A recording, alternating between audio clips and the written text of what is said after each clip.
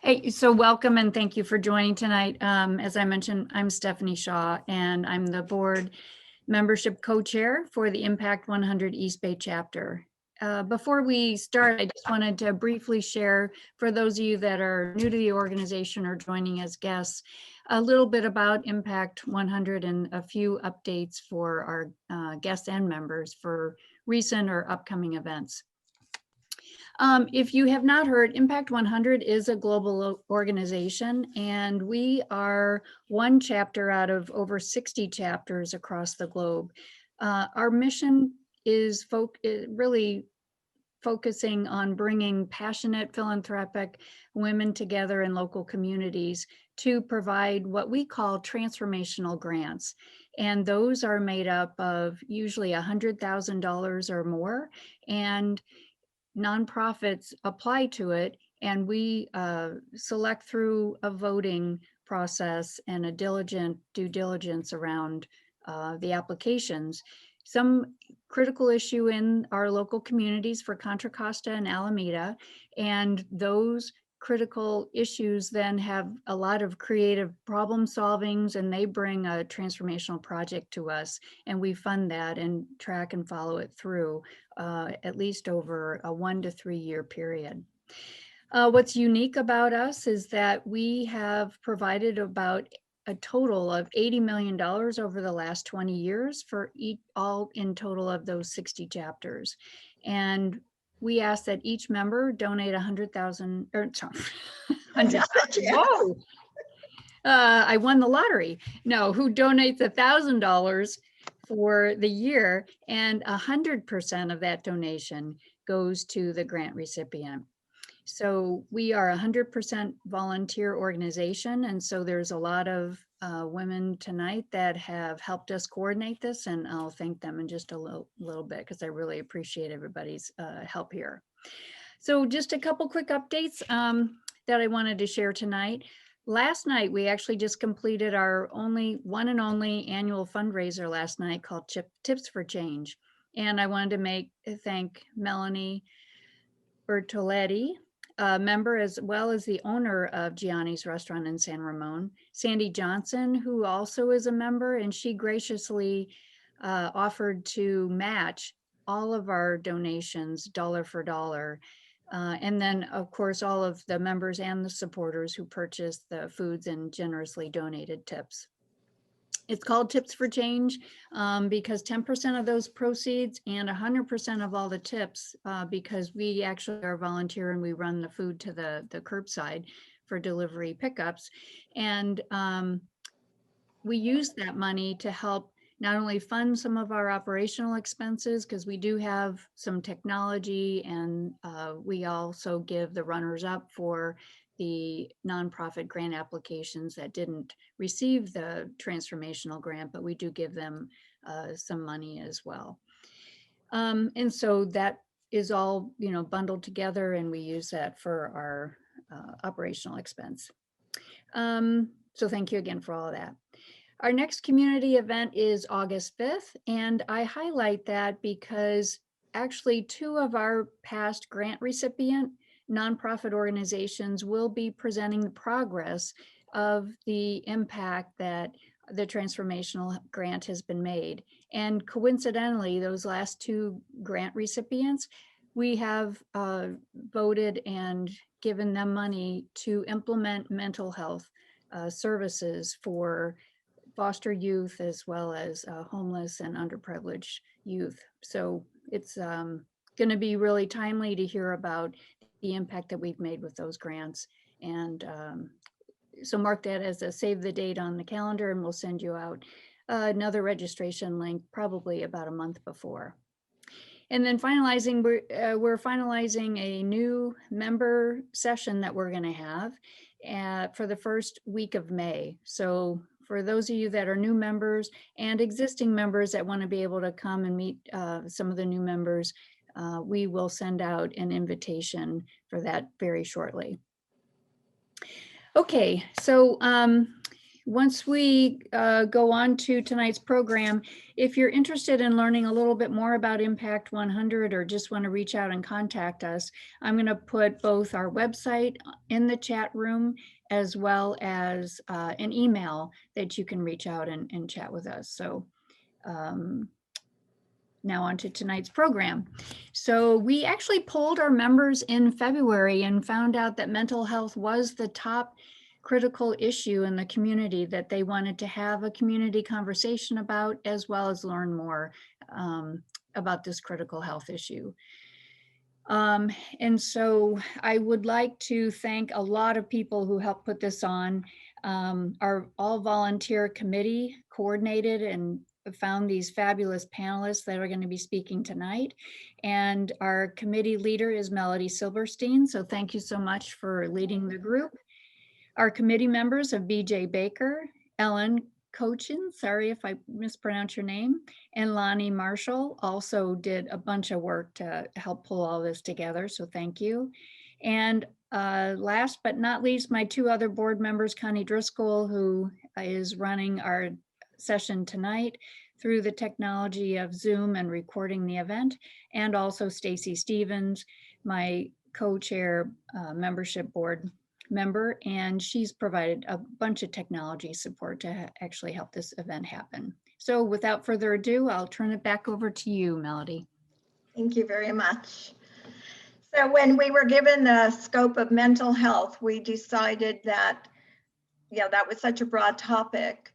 We started doing research and realized that for all of us, navigating life could just be tough. Then, a year of not socializing, for some people having grief, anxiety, depression, it can be hard to find your path out of that. And so we reached out, we found 4 amazing panelists, and they will impart their wisdom to you. So let me give you a quick overview of who we have. We have Gigi Crowder. Gigi's a native of Oakland. She's the biological mother of 2 29-year-old twins, but she's also the beloved foster mother of many other children. Gigi's the executive director for NAMI Contra Costa. I'm going to mess this up, Gigi. NAMI is the National Association of Mental, Anyway, say it. What is it? National Alliance on Mental Illness. I apologize for that. No Thank problem. you very much. Anyway, her current focus is addressing the needs of those living with mental illness who are misunderstood and therefore often criminalized. And that is a really tragic thing that happens far too often.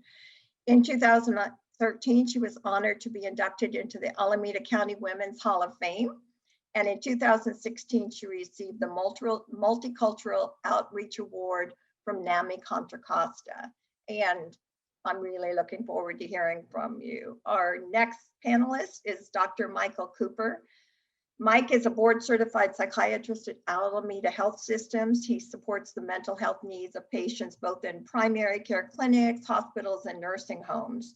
And over the past year, he has worked with a ton of families on how you navigate the realities and all the issues that have been triggered by COVID-19. And 2 of our members heard him speak on a panel and said, oh, he's a rock star. We have to go recruit him for our panel. Mike attended medical school at Albert Einstein College of Medicine, and he did his residency at NYU. And he is very interested in reducing the stigma around mental health, improving access to mental health, and working at the intersection of social justice and mental health. Our third panelist is Sam Sosha, and Sam is a school psychologist with over 10 years of experience. He's worked the last 7 years in the West Contra Costa Unified School District. He supports 3 different schools, which sounds crazy, like working as a psychologist and a counselor. And he has served as a mental health services provider for students that are considered the most at risk in the school district. Sam is very interested in working systemically on mental health issues as a possible next career step. And I love this. For his own mental health, he enjoys petting his cat, playing music, and dancing with his 1-year-old. And then our final panelist is Graham Wiseman. And Graham is CEO of Being Well, California. Graham was the son of a UN diplomat. He grew up in 7 countries on 5 different continents. So Sam spent 25 years in the corporate world, and then after a very tragic loss in his family, he founded this nonprofit, and it's focused on providing students, parents, and education professionals with strategies to address mental health issues and that are quite frankly growing in our communities. He now leads an initiative, and I think this is important to pay attention to, for a California mental health awareness license plate.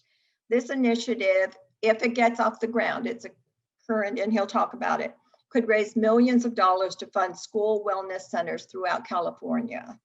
And Graham is so passionate about serving the community, he's actually actively working with 8 different organizations, and the majority of those focus on youth suicide prevention. So I am going to turn it over to Gigi Crowder. And so each panelist will talk for 7-8 minutes.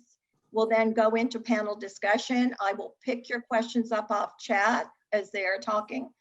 We'll ask those questions. They'll each round up with about a last 2-minute statement at the end, and then we will thank you for participating. So Gigi, take it away.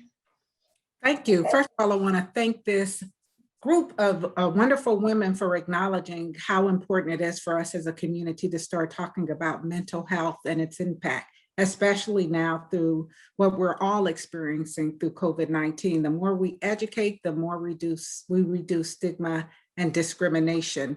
I appreciate the bios of the other panelists because it makes me realize I'm right where I need to be.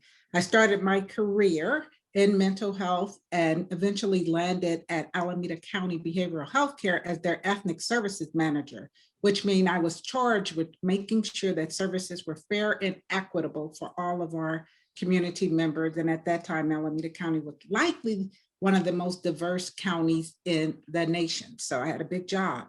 After ending my career there, I came into Contra Costa County, and I recognized right away, most people don't even know a department like the one that I worked for was in place to support them, but they do know about NAMI, which is the National Alliance on Mental Illness. So when individuals have a loved one or someone they care about, whether it's a family member or not, who's impacted by mental illness, when they start talking, they are quickly directed toward NAMI. And what we do at NAMI was founded in Walnut Creek. The chapter that I'm at, NAMI Contra Costa, was founded in Walnut Creek by 2 moms who did not necessarily appreciate the way the services were being delivered to their loved ones who live with schizophrenia. So they started with a different name, and then they found out, and on the East Coast, there was another group, 2 moms, no surprise, who also had started a program called NAMI. So they joined forces, and now NAMI has 600 chapters across the United States. Here in California, we do things big, so we have 54 of those 600 affiliate offices. And in Contra Costa County, there's just 1, but in Alameda County, there's actually 4. And so our primary focus is to educate, advocate, and support family members when they have a loved one impacted. I lean more on the advocacy part. So I'm out there and I'm making sure people understand that mental illness is a medical condition. And the last probably year or so, our phones, which we have a warm line, has been a lot warmer because all of us are impacted by mental health challenge of either anxiety or depression. We're living in a time where there's uncertainty, and you can't live like this, not knowing what the next day is going to bring and not being able to get those warm smiles from people because their face is covered up with a mask. And sometimes you can see light in the eyes and sometimes you can't. So we're all in this place where we're not getting the much needed hugs, kisses, and you got that attaboys and you got it and go on. So our phones, of course, have volunteers and staff that answer them. And when we answer them, too often now we're answering questions from parents who have school-age children, and they're at a loss for how they can support them because they had this A student who was doing great, and now their A student is struggling because now instead of holding their hand up in a class, they're holding it up on a computer and wanting to be acknowledged for having the right answer, and you got a very foreign approach to teaching. So for a lot of young people in particular, that brings up a lot of anxiety and depression. what was probably the most difficult part of my career was when we started receiving phone calls from individuals who, the natural time that individuals start experiencing mental health problems is already between 18 and 25. But I think because of what we experienced, we saw an earlier, because we started having students who had a pretty good idea what they wanted their future to look like, being told, sorry, because of COVID, you might not be able to go to college. You may not have gotten into the college. The college may no longer exist anymore. You know, Mills College has been around forever and now we won't have it. And that was a great college focused on women's studies. So at NAMI, we offer, as we said, educational courses. So what we usually do when a family member calls and needs that level of support is tell them about our family to family class that teaches what mental health is, but more importantly, what it's not. What so often happens when individuals are in a time of stress and anxiety, they look for artificial ways to feel better. And so we've seen substance abuse among young people increase. We've seen suicides increase. What we try and do at NAMI is share with the family members how to best support their young students or their young, family members when they're going through this difficult time. So we have our family to family class for adults, basically, to work with their loved ones who are over 18. Then we have a program called Basics. That's for parents of school age to try and share with them what they might see. Whenever I get the call, I'll be honest. I not only speak with the parent, I also know that the young person is probably at a loss as well. So I'm one of those people, when we had the offices open, I would say, can you come by and can you try and encourage your young person to also come with you? Because mental illness is so stigmatized. Too often the individual is blamed for living what is a medical condition. So they've isolated, they've lost their friends. And so at NAMI, we try and let them know through our motto, you are not alone, that there is opportunities to have a better quality of life. And though you may have gotten this diagnosis, and sometimes it's at a very young age, these are the resources available to you. So let's partner and try and have you through non-clinical supports. We have some subject matter experts with a lot of names behind there are a lot of letters behind their names, but ours is non-clinical supports.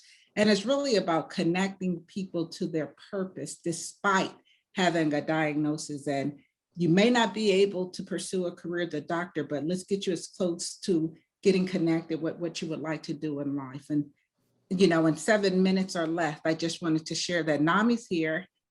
Hug your children because they need it now more than ever, and continue to share with them that there may be some alterations they need to make about what they want to do, but they are still winners and they can still achieve a lot of the goals. And I'll look forward to later answering any questions that you have for me. I have my own timer on so I can see that it's 7 minutes and 7 seconds.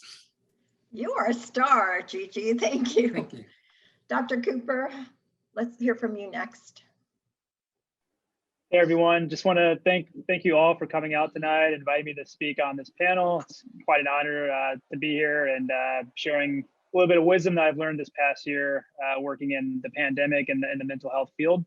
I'm going to see if I can share my screen. I have a little bit of a brief PowerPoint presentation I want to share with some of the things I've learned this past year with a few tips for families and everyone. Let's see here. All right. Yeah, I think that's working. Here's a New Yorker cartoon, coming from Brooklyn. I like to read the New Yorker, and I think just kind of captures the society we're living in today. So I want to start out just sharing, here's the bad news with COVID-19 and its effect on families, teenagers, adolescents, children. You can see here just from the graph, I saw this in the San Francisco Chronicle, I think yesterday, just the percentages of rise in mental health issues among adolescents and teenagers and children. It's striking, and it's extremely concerning. And just this graph here gave me pause. I think the bar graph here speaks for itself as far as the rise in mental health conditions that we're facing in the age of COVID. Now, the good news is I want to share a few things that I came across as far as medical journals lately. I think the silver lining with the pandemic, if there is a silver lining, is that it is reducing stigma about mental health, talking about it, opening up access for people who normally wouldn't even think about getting mental health treatment in the past. So in the British Medical Journal, this quote says, "The awareness of COVID-19's universal threat to our well-being has connected people in a new way worldwide. Greater numbers of people are accessing mental health support. There's a sense of a new normality to mental health help seeking." Apologize for my golden doodle in the background there. All right. Here's another quote from Time Magazine. During COVID-19, nearly all people, from influencers to celebrities to students, are finally being vulnerable about their lived experiences and emotions. And this is from the New England Journal of Medicine. After disasters, most people are resilient and do not succumb to psychopathology. Indeed, some people find new strengths. And in the Harvard Business Review, even now, people are realizing they can connect through technology. They're not as remote as they thought. They're realizing that they can use their phones for long conversations. They're appreciating walks. So I think these quotes really highlight the silver lining of the pandemic when it comes to mental health. Now I just want to quickly go over the 5 stages of grief and how they apply to COVID-19. I came across an article by David Kessler, who worked with Kubler-Ross on the 5 stages of grief. And then he had an interview in the Harvard Business Review talking about how these 5 stages apply to what most of us are going through in the age of COVID-19. And here's the 5 stages of grief. And you can think about these in response to COVID-19. There's denial, this virus won't affect us. Anger, you're making me stay at home and taking away my activities. Bargaining, okay, if I social distance for 2 weeks, everything will be better, right? Despair, I don't know when this will end. And then acceptance, this is happening. I have to figure out how to proceed. I can wash my hands. I can keep a safe distance. I can learn how to work virtually. It's important to note that not all these stages go in this order. Some people experience despair and then denial and then anger. You could have bargaining first.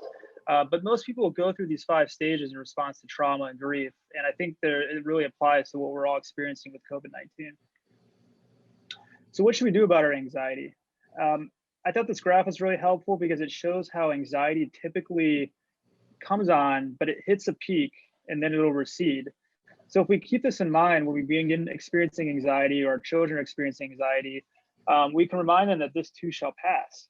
Neuroscientist Jo Bolt-Taylor, in her memoir, she was able to measure the average length of time of an emotion, which she approximated to be 90 seconds. So if you're able to identify the emotion, let it pass through you, most emotions will only last about 90 seconds. And I think this is really important because we're all feeling a lot of anxiety at times throughout the day. But if we kind of remind ourselves of the general course of emotion, it'll help it pass through us much more quickly. And it's also important to note that avoiding or resisting painful emotions can prolong their lifespan. So if you try to resist that anxiety, fight against it, you could actually reinforce it, make it last longer. I also want to point out that a certain degree of anxiety is normal and crucial to success. As you can see with this graph here, a little bit of anxiety actually encourages us to work on things, to connect with others, to push us forward, to motivate us. And if you reach the middle of this curve, that's when you're actually at peak performance. So a certain degree of anxiety is normal and is actually very therapeutic and helpful for us to do what we need to do throughout the day. It's when it becomes more prolonged and extreme that it can tip into problematic areas. So here are a few tips for managing emotions and anxiety. Stay calm, listen, offer reassurance, be a role model, be aware of how you're talking about COVID-19, explain social distancing, demonstrate deep breathing, which we'll talk about in a couple minutes, focus on the positive, establish and maintain a daily routine, identify projects that might help others, foster a sense of control, build the immune system. There's also the 4-7-8 breathing exercise. There's many types of breathing exercises out there, but this is a very simple technique you can teach your family members. If you're feeling a surge of anxiety, your heart's racing, you're feeling panicky, pause for a moment. You can inhale for 4 seconds through your nose, hold your breath for 7 seconds, and then exhale through your mouth for 8 seconds. Just doing this several times can really bring down the body's emotional reactive system and help create a sense of calm. And you can do this throughout the day, and with practice, it becomes second nature. A few other tips for managing emotions and anxiety: monitor how much you're viewing television and social media. Take time to talk to your children. Let their questions guide you. Be honest and accurate. Correct misinformation. As we all know, there's a lot of misinformation out there. explain simple safety steps, stay up to date on the facts, keep explanations age appropriate. And for all children, encourage them to verbalize their thoughts and feelings and be a good listener. You know, children, like all people, just want to be heard and understood. If you just create a few moments in your day to really stop and fully listen to your children, they can be heard, and that can really help them kind of shift their emotional state into a more stable frame of mind. Again, communication is key. Here are several steps for effective communication. Again, good listening, being aware of nonverbal communication, exploring your own unresolved issues. I often think of the analogy, you know, if a plane is going down, you must first apply your own oxygen mask before you put the oxygen mask on the person next to you. So if you're not managing your own anxiety, your own painful emotions that are coming up in response to COVID-19, you're not going to be as present and as effective for your family members who could also need help. So it's important to be aware of when to seek additional help for yourself or your family or your children.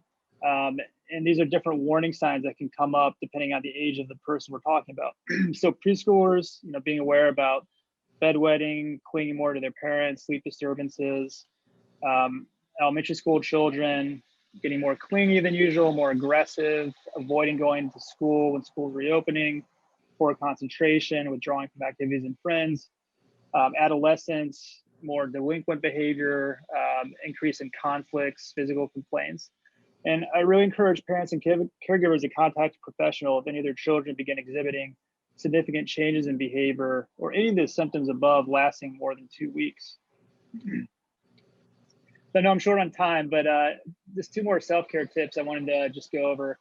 One is mindfulness. I think it's very helpful to find balance in the things you're thinking, come into the present moment, let go of what you can't control, stock up on compassion. These are all things that help you really be more mindful of the present moment and not get so caught up in the anxious thoughts that we can feel overwhelmed by. And then Tara Brach, she's a psychologist and a Buddhist practitioner, has the RAIN acronym, which I think is really brilliant. R means recognize what is happening. A is allow the experience to be there just as it is. I, investigate with interest and care. And N, nurture with self-compassion. You practice these 4 steps, it really helps ground you in the present moment and can take you out of the anxious ruminations. And then the last point I want to just make is practicing gratitude. It's so important to just be thankful for small things that come up in our daily lives, especially when there's so much uncertainty and turmoil around us. And this is a very simple gratitude exercise we can all practice just once a day or throughout the day. You know, gently close your eyes and keep your gaze on the ground. Gradually bring to mind someone you love. This could be your partner, child, a good friend, and picture them at their absolute happiest, smiling and laughing. And then imagine them getting exactly what they want. And then think about, how does this affect your mind and body? I think most people, when they do this imagination exercise, they'll start feeling happy inside as well and much more at peace. Just let this feeling color your mind and body. And can you see your smile? Find yourself bursting with joy as you think about this person. Notice it, stay with it for a few moments. Just like I said before, spend 1 minute per day on this practice and try to identify at least one thing to be thankful for. And it can be as simple as a cup of coffee that you enjoy each morning. All right, thank you. Thanks very much, Mike. I appreciate it. Sam, let's have you, as soon as we stop sharing.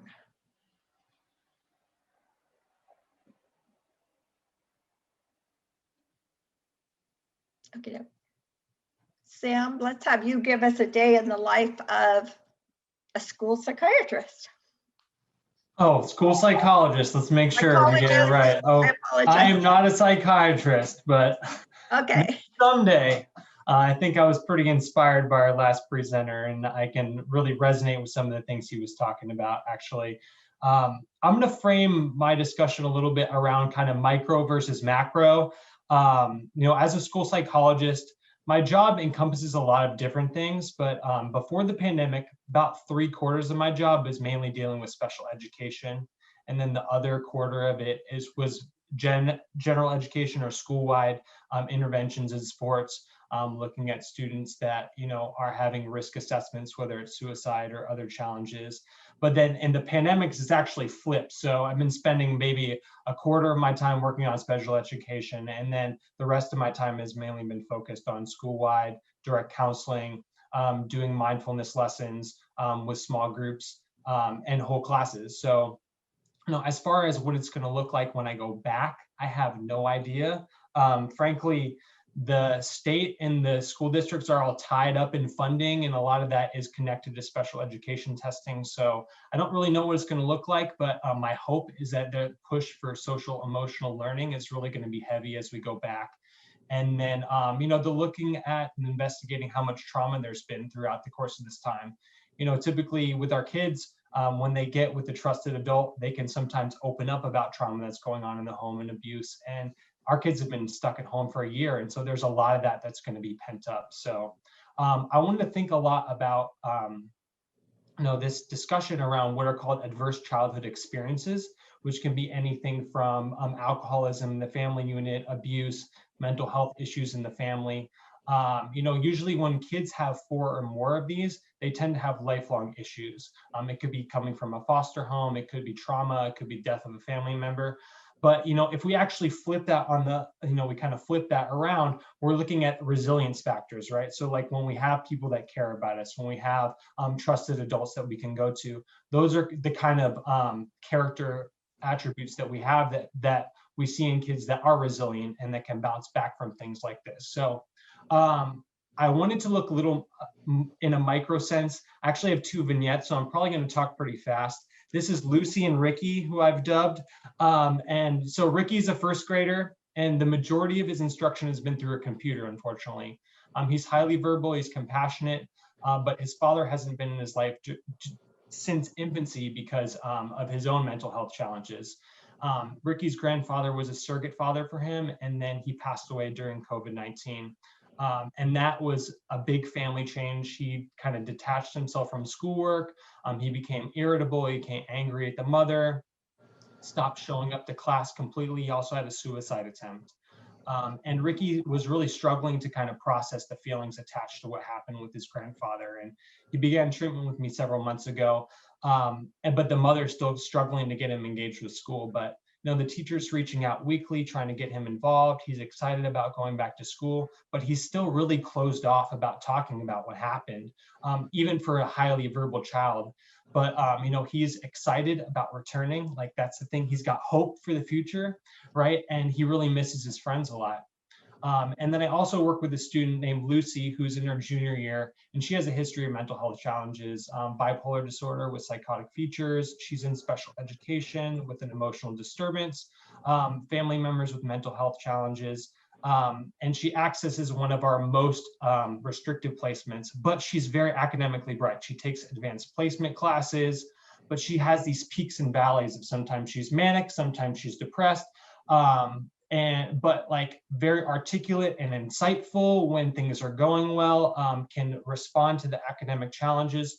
But then there's times when she's paranoid and is distrusting of professionals. She develops vendettas seemingly out of nowhere.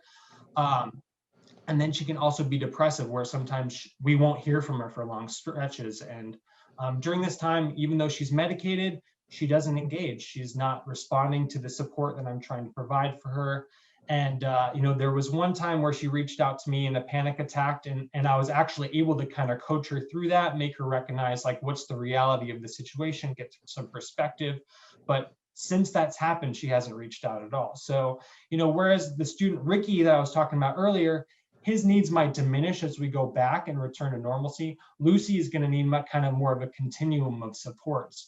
So, from the district-wide level, we do have macro supports in that the district has mental health, a director of mental health services who's working along with us. And we have, our different school boards are working on how they can develop supports for children's mental health as we go back, and are really encouraging each classroom teacher to take that first hour and do that community circle to check in with their kids, see how they're doing.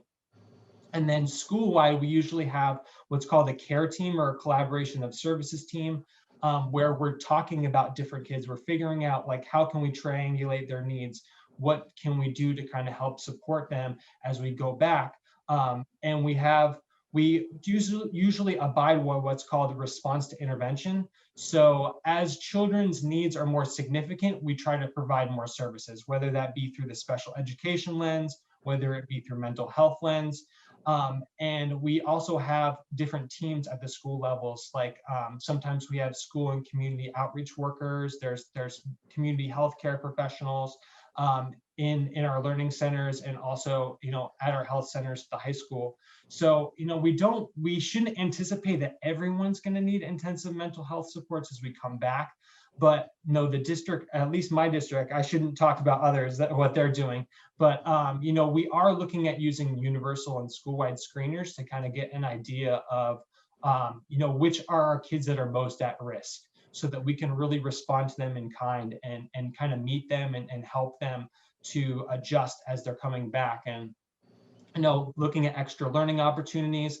Then we also employ, from a cooperation standpoint, is that we have mental health and community-based organizations that we work with, whether it be county mental health or different community-based organizations like Seneca, Familias Unidas. Like, I could name a bunch of them right now, but I'm not going to because I don't have enough time.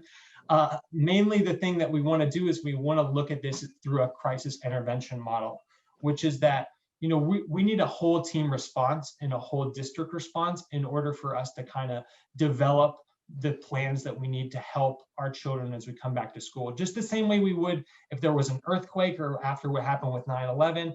It's a little bit different than 9/11 because we all kind of came together as a country, whereas now, like, we're all in our own little boxes. But, just recognizing that everybody is going to react to what's happened differently. Some kids, those what we would consider PTSD symptoms, some kids are going to be resilient to those immediately, whereas other kids, we're going to be looking at them 6 months down the road, and they're going to still be having those same challenges. So, recognizing how we can step in with those kids that are having challenges, but also letting the kids that aren't showing signs of trauma just kind of return to life as normal, because we don't want to create trauma where kids aren't ready to talk about it, or where the kids that really need to be over the pandemic and just kind of return to that normalcy and routine that they're so used to. So, not everyone's needing the same thing, but really kind of what we're trying to do is, on that micro level respond, but then also have that teams-based response so that we can help as many kiddos as we can. Thanks very much, Sam. I appreciate it. Graham? All right. Well, that's a lot of heavy information there, right? So let's everybody just take a couple breaths. Join me. We're going to breathe in. We're going to let go. Breathe in and let go. So as you've learned, there's a lot of really scary numbers and statistics that are out there regarding our kids' mental health. And the reason I speak is that I've seen it firsthand. And for those who know me, they're all too familiar with what I share. But I have two kids. I have a daughter named Nicole, who is a senior at Chico State, and I have a son who we lost as a sophomore at Acalanes High School to suicide. And that's something you never recover from. And it's something I never want any of you to ever experience. But there's hope. There is hope out there. I gave a presentation for NAMI, the National Alliance on Mental Illness, for NAMI California. We did a town hall. Just the title was Bringing Hope to Suicide Prevention. Because here's the thing. We never think it's going to be our kid. We never think it's going to be in our family. And the sad thing is, 1 in 4 of our high school kids have thought of taking their life this past year. Let's let that sink in. 1 in 4. That is an unbelievable number of children that are struggling. And when Sam mentioned a first grader, little Ricky, thinking of suicide, let's think about that. Think about your time in first grade. Can you imagine? This is a little boy who's lost hope for the future, and he's ready to let go because the pain's too much. So when Melody approached me and said, "Hey, we're Impact 100," I'm like, I love the name right there. Tell me what you do. And then she shared, we work on transformational stuff. We work on transforming what's going on around us. And as we could see today, there's a lot going on. So how do we do that? How do we change the paradigm that we're all in? So I'm coming to you right now from the back of my car. I'm on I-5. I pulled over in a truck stop because I know how important this talk is, and to connect with people like you, people who are looking to make a transformation in our county. One of the things I serve on is I'm chair of the County Mental Health Commission. I'm on there because I know that's where it all kind of comes into a bottleneck and then goes back out. So how can we help channel resources and programs and so forth? So, Sam mentioning the SEL stuff in his school, that is critical. And on a personal level, after losing Colin, a couple parents approached me and asked how the school district had responded to his suicide. I said they didn't do so well, but the worst though was the junior high, because Colin's little sister was sitting there in 8th grade and really having a tough time. So, we got together. One of the parents had a daughter with leukemia. Another one had a daughter with severe anxiety. And so we said, well, these are the things we see as problems, but we can talk all day about that. What can we do to improve it? And we looked at other schools in the area. And as I name them, you'll start to put together, there's a common thread here. We were in Piedmont, we were in Marin County, we're down in Burlingame. Okay, now there's a certain group that lived there. And there we were in Lamarinda looking for resources. All of these places had wellness centers, but all of those are wealthy communities. And that's where the funding was coming from, was from the parents, not the school districts. So the three of us came back to Akalani's district, and instead of coming with a problem, we came with a solution. And we said, these wellness centers make an enormous difference in student mental health and normalizing discussion about mental health. So it took us 5 years, but we got 4 wellness centers in. Then we went down to San Ramon and got them to put 30 in. Well, that's great. But one of the things I mentioned was funding. And so when I went back to other districts like Antioch and Oakley, and I was out there talking to them, they're like, we can't fund this. So that's when we started working on a way to fund it. And that's our goal of founding Being Well California, was to make that transformational change. So myself, my lovely wife, and Gail Miller, we came together and said, how are we going to do this? Well, what we came up with was a mental health awareness license plate. That money raised by and it looks like this. I don't know. There we go. Whoop, there we are. That's the license plate. That was designed by a student from Doherty Valley. She designed that. It's because we know that for successful mental health in schools, it has to involve teachers, educators, and students. So we got all 3 going. And looking at how this has happened, we're like, we need to go statewide and address, what Gigi was referring to was the inequity of how mental health is delivered. This bill will raise money to go to the California Department of Education to provide wellness centers. So sometimes people say, well, why are you so hung up on wellness centers, Graham? And I'll tell you, a study came out in February of 2019 from University of Michigan, done by Dr. Cheryl King. And what she did is she took a group of students that had either made an attempt or shown strong signs of suicide ideation. She had a little over 450. Cut the group in 2. One group received the regular treatment for mental health, especially suicide prevention. The second group received the same treatment, but with one difference. And it was a word I heard earlier, trusted adult. They introduced a trusted adult that the youth selected into their life. By the end of this study, it ran for 12 years. They reduced the suicide and death rate by 660%. Can you imagine making that much difference in our county or just in Northern California, just by putting that trusted adult? There are those wellness centers. There are people like Sam, there's people like Mike and Gigi that are working to help these kids understand there's people that love you, people that are here to help you, and you're not alone. So that's what we're working on, is this SB 21. I'm sure Melody will put our contact address in the chat or send out afterwards. But you can sign up for this license plate. It doesn't cost you anything right now. You're just saying, yeah, I support youth mental health. Put your name in. We have to get almost 8,000 people to think just like you guys and say, I want to make a transformational change. And so this is how we're doing it. And I see I am out of time, so I'm going to hand it back to Melody. Thank you very much. One of the things as we go through the panel and some of the questions is for the panelists, be thinking about the ways that participants, you've got a powerful group of people listening, and they're all people that like to help. So if there's ways they can volunteer, additional ways to have an impact, be sure and let them know. I'm going to start with Gigi. You know, I firmly believe that if we're going to be there and healthy to help our children, we have to be healthy ourselves. And sometimes we don't know when we're not healthy. And my personal example is I had lost my husband, then I lost my mom. And finally, one day my daughter tapped me on the shoulder and she goes, "You're not yourself, Mom. You need some help." But Gigi, what if it's just a friend? How do you make that conversation happen?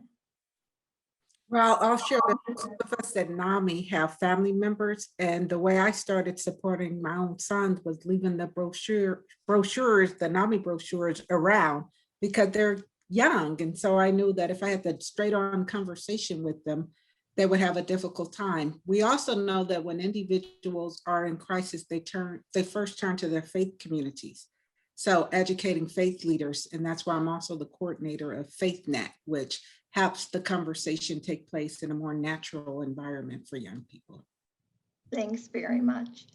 Graham, you mentioned wellness centers, but are all wellness centers created equal? And what should a mother or grandparent or somebody in the community be looking for in their particular district? Well, wellness centers do come in different flavors. And, you know, I was working very closely with James Wogan when he was over at Mount Diablo on how their wellness centers were being structured, and took a lot of that information. He now is over at Acalanes. But what we found is each school is actually different. And right now I'm working with Orange County to help put wellness centers in Orange County. And every school is different, but there's certain commonalities. It is a safe place for students to go for maybe 10 or 15 minutes to just kind of collect their thoughts. Maybe they'll come back, they'll have an appointment. Maybe they'll go right in and meet with a counselor or a crisis interventionist. But it's just that safe place to have a conversation about their mental health. So it changes. But one of the things that I found is very important is that they are always neutral. There was one that had a rainbow flag up, which as adults we see as a symbol of inclusion and a welcoming thing. But some students didn't feel that. So the director of the wellness center said, I'm not going to put up a symbol of what we think and act and believe. We're just going to think and act and believe as we do. And that is what will attract the students. So that authenticity is really a key on a good wellness center. Thank you. Sam, you know, I was a teenager that in the best of times didn't necessarily like going to school. So what do you do if you've got, you know, a teenager who's refusing, you're worried that they're at risk, but you also want to set the boundaries and make them go to school? Oh, wow, that's a tough question. Especially since we haven't crossed that boundary yet with coming back to school. I mean, I think the important thing is trying to investigate, you know, what's kind of going on underneath that. And you know, Graham also mentioned, you know, the trusted adult, right? Figuring out who they're willing to talk to. Maybe there's an auntie that can investigate a little bit that they might be more open with. You know, maybe it's just you know, kind of doing a daily check-in or talking for a couple minutes with them and recognizing, like, you know, this is really hard. I think one of the most important things that I've had to do during this time is just trying to work on normalizing with our kids, because everything that we're going through has been so difficult. It's been really difficult for us as adults. It's been really difficult for our children, and it's been really difficult for having to respond to them. So recognizing, like, where are the areas that maybe we're struggling during this time too, and being a little bit transparent with them around the fact that, like, some days, I don't want to go to work too, and identifying that with them and recognizing that, although I can sympathize. However, as your parent, there are certain things that, we expect from you. And if it gets to a point where you feel like they need additional support, definitely reach out. As we go back to school, at every school, there will be something called a student success team, whether it's elementary or high school, and you can contact any administrator or any teacher of your child and just say that acronym SST, or student success team meeting. You can call that at any point, and the school is expected to hold a meeting for that. And then they can kind of bring some professionals in and figure out what we can do to kind of incentivize that child, or kind of give them a little bit of that encouragement around getting back into the groove. Perfect. And Mike, you talked about anxiety and helping kind of talk a child through it. Can you give us an example of what that conversation might look like? Yeah, great question. I mean, anxiety, I think first, just by prefacing that anxiety is a common emotion experienced by all of us at all different times throughout our lives. So really that, normalizing it, I think is really crucial. And then, it depends on the age of the child and sort of the situation, but I think trying to explain to them that when we have a situation come up in our lives that is unfamiliar or maybe scary in some way, like it's a natural reaction for our body to have a response where our heart rate might increase. So we might feel like we're breathing a little faster than we normally do. We might feel a little bit of tightness in our chest, maybe butterflies in our stomach. So I think trying to go through the type of physical responses most people experience when they're anxious, and like talking with the child about what that might feel like, then they can begin to identify, okay, I'm having that experience now where I have butterflies in my stomach. I'm, feeling I'm breathing faster than usual. Maybe this is anxiety. So once they can identify the symptoms, physical symptoms associated with it, that's often easier than trying to work the other way around, where you're asking yourself, am I having anxious thoughts? And then you feel it physically in your body. But if you start with the physical sensations first, I think that's more of a grounding exercise where you can kind of recognize what might be going on in your head, because most of us can be more in touch with our bodies and the physical sensations first. So that's kind of my approach. I think it works well for all ages in general, but I think more specific approaches would really depend on, where the child is at in their development and kind of what situation prompted the discussion. But I think the big points: normalizing the experience, again, going over the fact that most of the time emotions last 90 seconds, a couple minutes. If we try to resist emotions, we fight against them. That's usually just going to prolong them or make them worse. So it's best to, let yourself experience them, find a safe space where you can sort of process what you're experiencing, let it get through you, and then kind of move on past it. So I think just kind of going over that whole process is helpful regardless of the age. I have one last quick question. It's the same one for all of you. And then for the audience, we'll go into the 2-minute kind of summation of each speaker. What is a nice, so say you want to be that trusted person in a child's life. And let's say we're speaking more the 13 through high school. What's a good opening question to start a conversation that doesn't make a kid feel defensive, and just as a good general opener? So I'm gonna, Mike, you can start and then I'll go to each of you.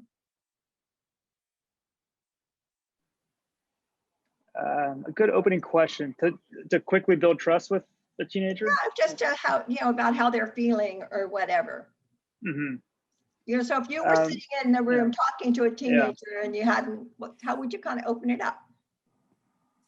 Yeah, I think something very open-ended, like, what's on your mind? What's going on in your life? Tell me about how you've been feeling lately, and then kind of let them take it from there. I think just open-ended, at least at first, when you're starting to get to know someone, really creates this space where they feel like they can kind of take the conversation whatever direction they feel would be helpful. And it's kind of my approach with therapy in general. Start more open-ended, then as you get to know the person, you can have more directed questions. But I think letting them know that this is a space where you're curious about them and you want to get to know them a bit more, kind of letting them talk about how they're feeling and how their day is going first. I think that'll help build trust and then allow them to direct it from there. Gigi, any other words of wisdom on that one? Well, I would share that as an adult, we think we have more answers than young people. So I've always benefited from recognizing a talent or an approach that acknowledges that I benefit just as much from the knowledge that the young person can share with me. So I usually come from a, can you help me with this approach, and build a genuine relationship. I try not to be phony, but I know we thrive most when we're in a position of helping others. So I let individuals know that they carry value. Thanks. That's great. Sam, how about you? I'm going to give you all a therapeutic tool that I use all the time, which is I like to do if you had a magic wand and you could change one thing, what would it be? Because that can give you a little bit of an insight into maybe what are the struggles that they're going through. Maybe they'll say, oh, I just wish my brother would disappear. Or they might say something about their particular teacher that they don't like, or not liking to get up in the morning. And that can give you a little bit of an insight into what's kind of going on with them. Perfect. And Graham? There we go. I would actually piggyback on what Sam was saying, because I usually say, if there was a magic pill I could give you, what would it do? And then the other part is to share your vulnerability. Boy, I'm really been struggling with being stuck at home for 2 months or 3 months. And how about you? That's it, right? And then you shut up. Good. Great. Well, Graham, since I got you on, let's have you give your kind of 2-minute last thoughts to the group, and then I'll go on to the other panelists. All right, great. So again, there's a lot of information out there that can kind of make us feel like we're overwhelmed. Our kids are overwhelmed. There's not much we can do about it, but we really can do stuff about it by listening to each other, by opening our hearts, and looking for those opportunities to make a change. And there's a lot of negativity that comes. I've turned off the TV a lot more than I used to, just to kind of stop the flow of negativity coming in. And understand our kids are struggling with that. Everybody is. It's a communal thing. So that's it. Just look for those positive things to engage people and share your true emotions and how you're feeling. And especially with kids, you'll be blown away by what they'll share with you as soon as they know they can trust you. Great. That's good advice. Sam, how about you? I think it's really important that we just embrace the childhood of our children and the fact that this has been ripped away from them in a lot of ways. They've been expected to mature quite quickly, depending whether we're talking about a kindergartner who's doing class on a screen all day, or whether we're talking about, a 17-year-old who are expecting to act like a college age student. So I think the important thing is to not try to rush them through this time and play catch up, but really normalize and recognize how difficult this has been for everybody. And then just tune in also to where are those adverse experiences that these kids are going through. I mean, we're globally and we're all going through it, but trying to identify where maybe there might be something particularly more difficult for a child, whether you've lost somebody very close to you due to the pandemic, or whether maybe something has been ripped away from them that's very important, like a sport. I'm frankly more concerned about the long-term effects on our high school age kids, because they have less time to kind of play catch up before we're going to then expect that throw adulthood on them. So, recognizing and really talking to them about how, this year has kind of been a wash, but I understand if it might take a little bit longer for you, and I understand and I'm here for you, as we readjust. There's definitely going to be a recalibration period, and I know I don't think things are going to be very normal for at least 6 months. I mean, if you look at any of the diagnostic statistical manual of mental health needs is adjustment disorder is anything lasting 6 months. So, I mean, let's at least give ourselves that much time from when things look normal until when we start to, throw the book at our kids. So giving them that time to readjust, I think is really important. That's great. And Mike? Yeah, I think it's just really important that we emphasize solutions rather than like the problems. Like we're all facing all of these problems in our lives that many of us have never faced anything like this before, but it's in our DNA, it's in our human history to overcome adversity, trials, and tribulations. And so we have it in us to really find solutions to whatever kinds of challenges and problems face us as a species. So I think it's good to remember that no matter what it is we're going through, whatever challenges come up in our daily lives, there are solutions that can be found, whether those solutions lie within us or outside of us, or a combination of inner and outer aspects. So I think trying to encourage our families and our loved ones and our friends to just really dig deep and try to find inside them, you know, what it is that they have, the strengths that they have. Everyone has strengths and an ability to overcome whatever it is they're facing, but help them really tap into that and find those solutions. And if that means seeking professional mental health as part of that solution, I mean, that's wonderful, and we should continue to encourage that. And then secondly, just continue reducing the stigma around mental illness, encouraging people to reach out for help whenever they need it, recognizing that even if we feel well, there's nothing wrong with seeing a therapist regularly to maintain that mental health. I mean, I think most of us go to a dentist once or twice a year to keep our teeth healthy. We can do the same with our mental health too, and check in with a therapist regularly. Yeah. And Gigi? I recognize because of my former role that COVID-19 is really in our face, but there's been other challenges, especially for BIPOC children who have to experience the social unrest and the messaging that we've all experienced around a rejection of just basically who they are, some of these young people. So I think we need to redefine success, right? Because we need to allow young people to take things at their own pace. I think some of us adults have redefined what we need to have to be happy, and we need to give that same space for young people and not put so much pressure on them around achieving a goal that's usually not theirs, but has been imposed upon them. And just because I think people find themselves on their own, just as Dr. Cooper said, when they're given the space to do it. So if they need to take a gap year, a break or whatever, allow that. And I'm surprised Graham didn't say that because he taught me something. Young people don't just need to be told they're loved. They need to feel lovable. So anything a parent can do to express to them that no matter what has happened, anything that bad grades, whatever, they're still lovable, because I think we miss the mark on that a lot as parents, thinking that we say it, but showing it and giving them the opportunity to really feel it for themselves is really important. And we've seen a difference with young people. And then if you're still struggling, call NAMI Contra Costa County, because we'll show you someone who was where you were, but that's now doing a whole lot better because of the supports that were put in place. Thank you so much. So I'm just in awe and appreciative of our 4 great panelists. We will be sending out a resource list that one of the committee members created. So I think we're working on that. 2 things, we've talked a lot about some heavy stuff from a self-help tip. I had a friend who was going through massive grief. I actually gave 2 friends a gratitude journal for New Year's last year. And what amazed me was the one who was going through intense grief. A gratitude journal is 3 things you're grateful for each day. She filled that book out every day for 365 days, and I could see the transformation at the end.